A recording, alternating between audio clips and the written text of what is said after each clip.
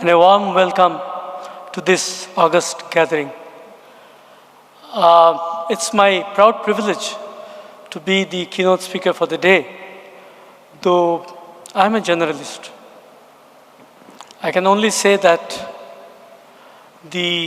my first observation here that it's an agglomeration of all stakeholders. It's fantastic to see that. Government officials, and then people from the industry, academia, everyone. But then let's pause a bit and see. Because we always talk of one thing, that is sustainability. So whether this knowledge partnership, this gathering can be a sustainable feature throughout the year, throughout the decades, so that our main objective of we have already put India on the global map of egg production, but then soaring into heights. So, with this thoughts, I'll give a small analogy. In the Indian kitchen, of course, today there is mixies and blenders, but in the old Indian kitchen, we had the masala grinders, and various spices used to be put there, which actually enhanced the taste of the food. I see a similar thing here in this Knowledge Day workshop. It's like all spices are getting together. It's really wonderful. Now to begin with, let me say that the global human population is projected to reach 9.7 billion by 2050, accompanied by a substantial increase in demand for livestock products. Even in this country, if you analyze, the demand for livestock products is really high. And going to the poultry statistics, of course, these are all figures that I may be just reading, but the livestock sector is presently recording an annual growth rate of more than 13.96%. And in its contribution to Indian agriculture and in the Indian economy, it's in a progressive state with a contribution of about 30.87 in the allied sector GVA and 6.17 of the total GVA. So basically the livestock sector in India grows at the rate of 6.13% as compared to crop sector or any other sector, which is much less. And among the livestock sector, poultry population. The poultry population has seen a growth of 16.8%. Poultry population consists of the backyard poultry as well as the commercial poultry. And the total egg production is 122.05 billion eggs. And we've already seen in the TV's place here that India ranks third in the world in egg production. Per capita availability of egg is 90 eggs per annum. Now these are figures which look good. It's my personal opinion, but it looks good on statistics. But then are all our people fed? Because egg is the cheapest source of protein. So we have to have a healthy population, and for that the egg and meat industry, that's chicken industry, have to really grow, because the demand is spruced up by the population growth. Now we are focusing here on genetics, hybriding, growth, income, everyone. But then there is one thing that I want to stress, and that is, when we say, again, an analogy, that look, I have earned this much and I have saved this much. Because unless there is a saving, or we say in income tax parlance, disposable income. So it is really difficult to, carry on life. Sorry.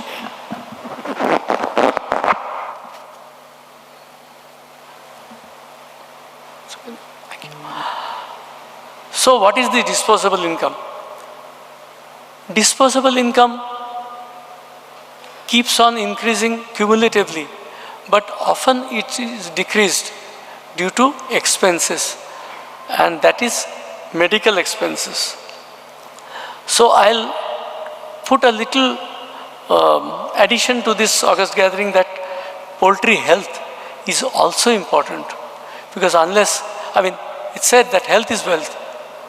So when we translate investment into wealth, obviously one has to see about health.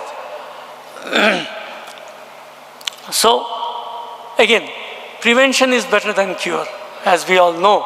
So vaccination against economically important poultry diseases, the government plays a supportive role here, and states are supported under the government schemes of the livestock and disease control program. There's a particular component called ASCAD, that's assistance to states for control of animal diseases. Then this year, the government has taken a policy decision to allow vaccination against LPAI, which was really sought after. Because what happens is, vaccination helps in many ways. In the sense, when we use antibiotics for treatment, because at the end of the day, mortality has to be controlled. And it depends on the investment, the return on investment depends on the production. So, point is, at the same time, if we can vaccinate and control the poultry diseases per se, for example, LPAI, which even the industry has been asking for. So that, I think, will be a major step. And however, there is one catch here, that of course we are fortunate that LPI is not included in the list of diseases of the mentioned by OIE, that is now known as WOA, that is World Organization for Animal Health. So basically it won't affect us. However, vaccination against other diseases, it also affects our export, because unless you are free from vaccination, a disease-free zone cannot be considered, and if that is not accepted, export becomes difficult. The department, as I have mentioned, has also prepared an action plan for prevention and control, and of course containment of avian influenza, which was there earlier and revised in 2021. Setting up control rooms to really gauge the mortality, and then streamlining regulatory approval. This is one big step that we are pursuing now, because it's often perceived that government is all about regulation. No. I can tell you that it is facilitation along with regulation. Both are needed. Regulation per se cannot stand alone. Similarly, only if facilitation is there without regulation, even that will falter after some time. The next step that the government has taken from the last year, and which will also help the poultry industry to a great extent, is the mobile veterinary services. That the states are beginning to flag off, and basically believing on the theme that if you can't reach the hospital, the doctor will reach you. And then, of course, a comprehensive program is being charted out along with the World Bank assistance, though it's starting with 5 pilot states in the country, the main motto here is to increase the level of diagnostics and capacity building so that we have trained personnel.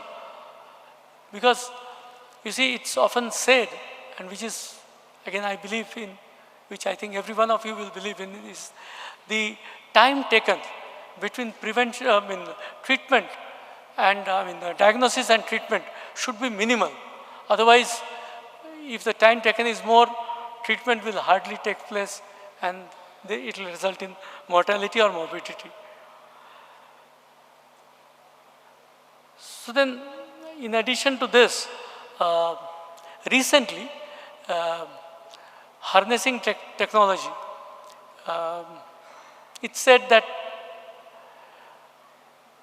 change is the best, the most constant thing in this earth is change. So one has to adapt and then adopt to change, be it technology, as Dr. Shukla was speaking about digital platform, how we can harness the digital platform. Because at the end of the day, we have to understand that it is not that technology is a standalone thing. Technology has to be harnessed so that the gains given to humanity through technology can be seen. Then comes the phase of COVID, last 2 years. And today it seems it's the poultry industry, they have kept, the resilience has really been shown both in dairy and poultry sectors, that other sectors really wilted in COVID. But the resilience shown here, I really appreciate and convey my thanks to this sector for showing that, yes, this sector has played a key role in Atmanirbhar Bharat. Coming to the new approach, the new focus of the government towards entrepreneurship, various entrepreneurship schemes in livestock sector has been recently introduced, like the AHIDF fund for Animal Husbandry Infrastructure Development Fund, both for ruminants, small ruminants, poultry, as well as the cattle. Then one more thing which is going to come, we have been reading in the newspapers about human digitization, but we are yet to see. Let me tell you that already the National Digital Livestock Mission is underway and it has started. So it is the livestock sector that will lead digitization. That's again harnessing technology. Digital technologies help increase productivity and reduce use of antibiotic growth promoters substantially. Because we all know that antimicrobial the use and abuse of antibiotics they really hurt the human life on the One Health sector. And then IoT can help monitor the use, even help improve biosecurity. Again, a big factor for the livestock industry, because biosecurity is essential not only to stem the spread of animal diseases, but also sustainable livestock management. Automation, unless we leverage the automation technology, life is again going to be still very static, and the growth engine has to, to increase the farmer's income and the income in general, so that the disposable income rises amidst the costs of treatment. is that use of the internet technology and the blockchain technology used in the poultry industries for food safety, traceability, transparency, and monitoring all aspects is a welcome step. Recently,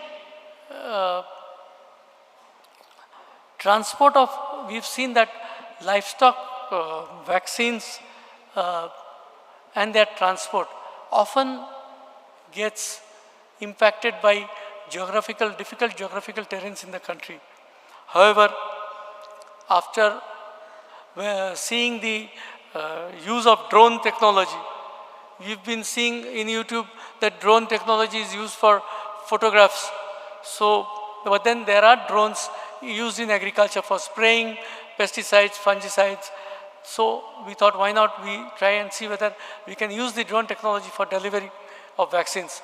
And on 14th of November, I am proud to say that the first drone launch was taken place by the DHD and the state government of Arunachal Pradesh in a very difficult terrain, covering a road distance of 125 kilometers in 19 minutes, where poultry vaccines and other vaccines were carried from one part of the state to another part. So then, of course, we will see the scale of use of this technology, and then we can go forward.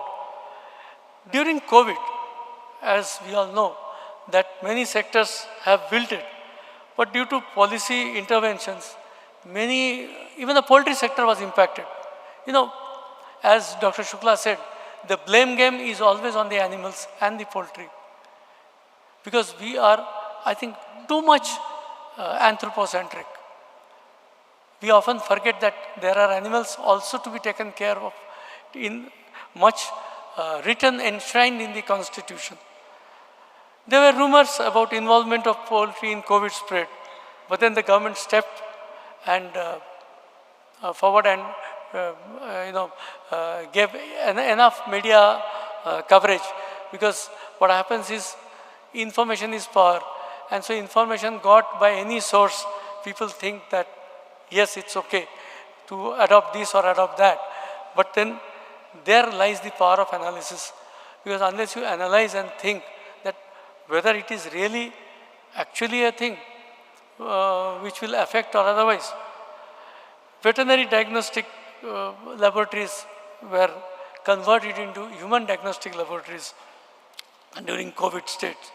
So, to sum up, I think to sustain this tremendous growth rate, advanced technology must be adopted, and adopted rapidly, because without that we will be left far behind.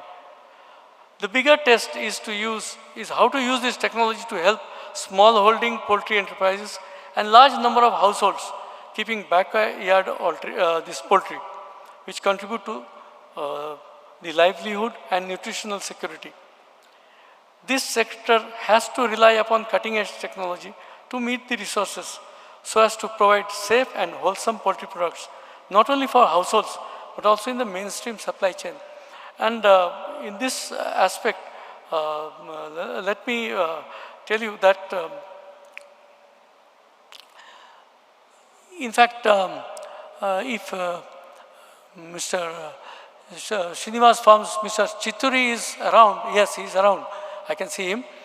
He will remember that in 2019, in OIE, they wanted to change some terrestrial codes for the poultry industries, giving into the so-called animal welfare of the European nations. And but then India objected to it. And that was, I think, one of the greatest moments. In fact, I was present there too. And when we took upon the stand that since it was about the cage, and all the European countries were against our industry. But then, thanks to US and China, who supported us, and we could stop that particular resolution coming into force. However, again in 2021, it resurrected. But then the department and of course the industry, we all again were together and we registered it. And now I just heard that even the courts have allowed.